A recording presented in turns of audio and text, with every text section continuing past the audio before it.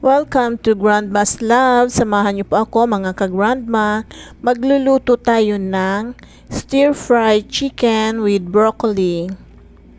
Madali lang po itong lutuin mga ka-grandma. Ito po ang aking simpleng pagluluto ng gulay. So, magpapakulo muna tayo ng tubig and then nilagyan ko na po ito ng baking soda. I-blanch po natin ang broccoli at least 30 seconds. And then after that, hahanguin po natin.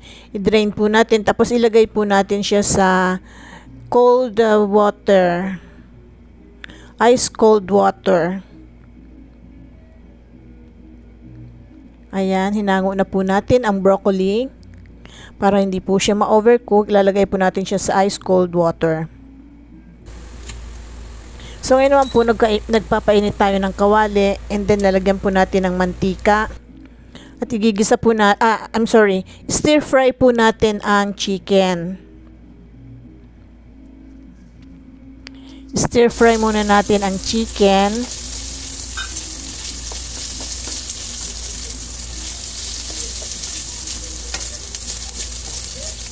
And then hindi ko na po aalisin sa kawali ang chicken.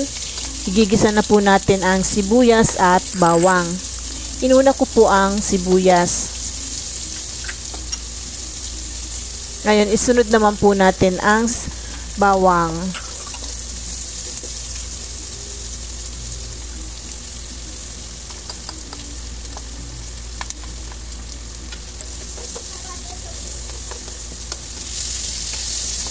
Ngayon, isama na po natin yung manok sa paggigisa. Naglagay din po ako ng oyster sauce. And then isabay na po natin ang carrots. Medyo matagal po kasing lumambot ang carrots kaya inuna ko po siya sa broccoli. Ngayon inilagay ko na rin po ang bell pepper. And then, isunod naman po natin ang broccoli. So, haluin lang po natin ng maigi hanggang sa mag-combine lahat ng ingredients. Takpan po natin at pag po kumulo na, timplahan po natin ng asin.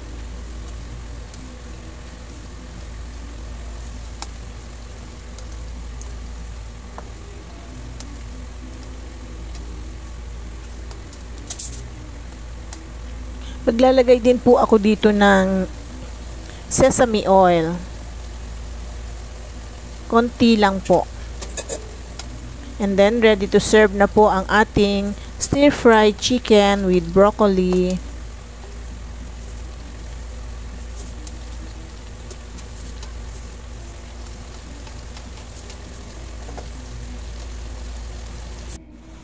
So, eto na po ang ating stir-fried chicken with broccoli.